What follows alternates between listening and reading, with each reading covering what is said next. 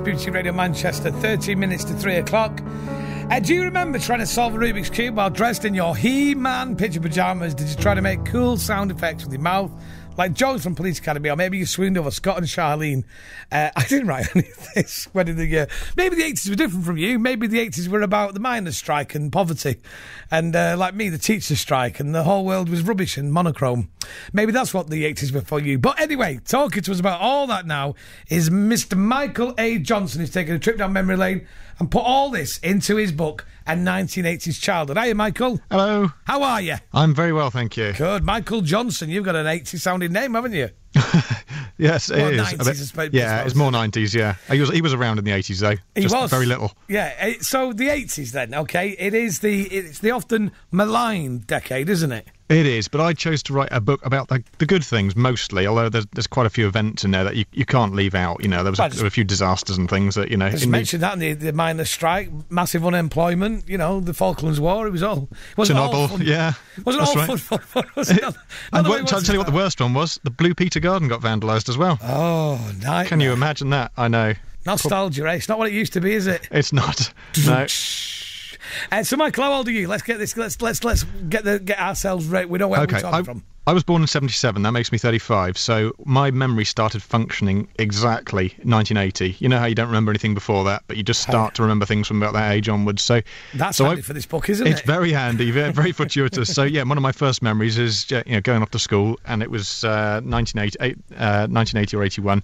So I remember most of the 80s, but the book I've written is from the perspective of a child growing up from the age of 3 to 13 when the decade ended. Right, because I'm a little bit older than you. I was born in 70, so I remember the 80s like they were yesterday. Yeah, okay, well, it doesn't seem that long ago for me either, actually, to be honest. No, but it is. I mean, it's 30 years now, isn't it? It is, yeah. I keep seeing these films on the television and I see them and it says, made in 1990 or something. And I think, oh, that's a modern film then, that's a recent one. But it's not. Yeah, time flies. As you get older, the little things like pop up at you. The other day I realised that people who are now getting their A-level results, or get them last week, were born the same year that Four Weddings and a Funeral came out. It's astonishing, isn't it? That's it's hard to get a grip of. Yeah, it's frightening. So you're a story. You're on a website as well. doyouremember.co.uk? That's right. Yeah, and that's how this all started really. Because I started building this website all about everything from the 70s, 80s, and 90s. So the movies, the fashion, the technology, everything, and it became really, really popular, and has now become the world's most popular nostalgia website for pop culture stuff. Now, my publishers got wind of this and asked me if I'd like to write a book about the 80s. And I jumped at the chance, having a little bit of writing experience previously. So I've written this book, which takes elements from the website, but it's all original material. It's basically lots and lots of TV shows, lots of music and bands and things, the stuff that I liked particularly. Yeah. But also it's some of my early memories as well, like, what it was like going to school where I grew up. And, I mean, a lot of people are going to have the same sort of memories and similar recollections, but it's what it was like growing up at my age at that time in life. So 1980s child.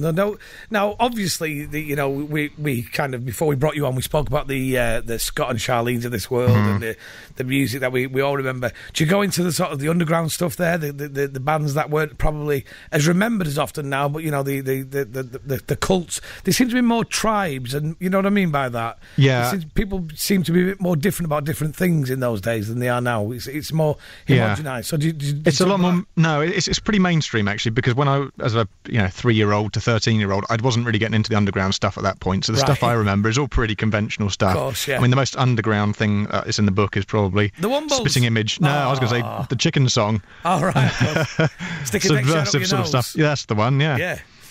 So do you live your life while you're in the 80s, Michael? Do you I do actually. Global thermocolour shorts and all that sort of stuff. Is that what's going on? 2 days ago, I had an A-Team T-shirt on, and I do regularly. I dress in 80s clothes and I listen to 80s music. It's one of the perks of the job, you see. I get handed a lot of review copies of CDs and DVDs and stuff. So all I ever watch on television is old 80s films and listen to 80s music. Yeah, my kids obviously aren't too impressed with that. But no, fantastic.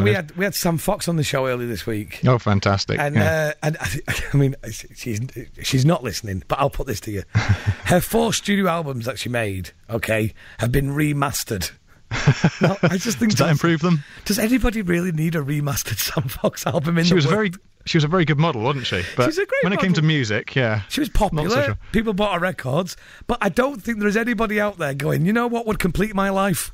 A digital remastering of the Irv of Sam Fox. I don't think that's going to be happening. No, it's not going to be in my record collection. There are people, you know, who are 1940s aficionados, aren't they, who dress in the war style and they live their lives like that and they live in the night.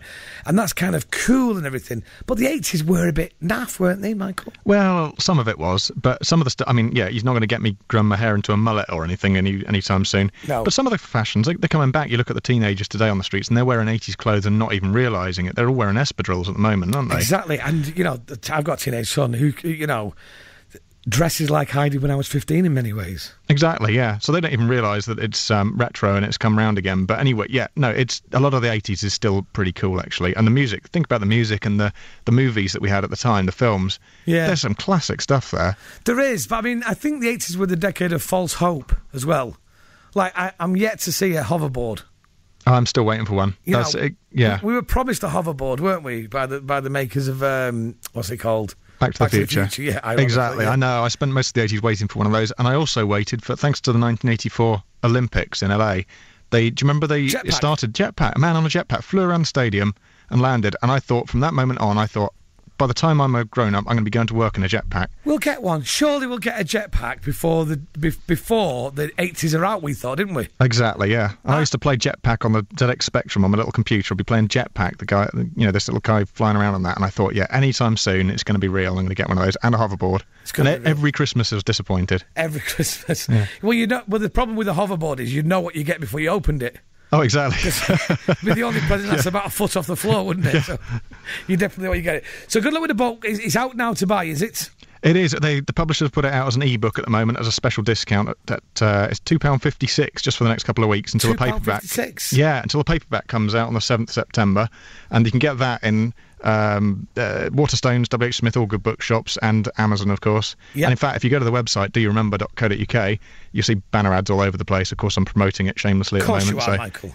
Yeah, go and take a look at that. And you can get it on your Kindle. Is that what you mean by an ebook? You can, and all yeah. that sort of stuff? Yeah. Well, I tell you what, they never promised us that, did they, in the 80s? Certainly didn't, no. And there we've got it now. It's been an absolute pleasure to speak to you, Michael. Thank you very much. Best of luck. And the website is doyouremember.co.uk. You look after yourself and take care, son. Brilliant, thank you. Ta-da, pal. Michael Johnson there, he's got his book out. It's called A 1980s Childhood. If you want it, you can get it. And go to his website, the easiest way to do it, doyouremember.co.uk. Right, here's a cracker from the 80s, Tears for Fears, on BBC Radio Manchester.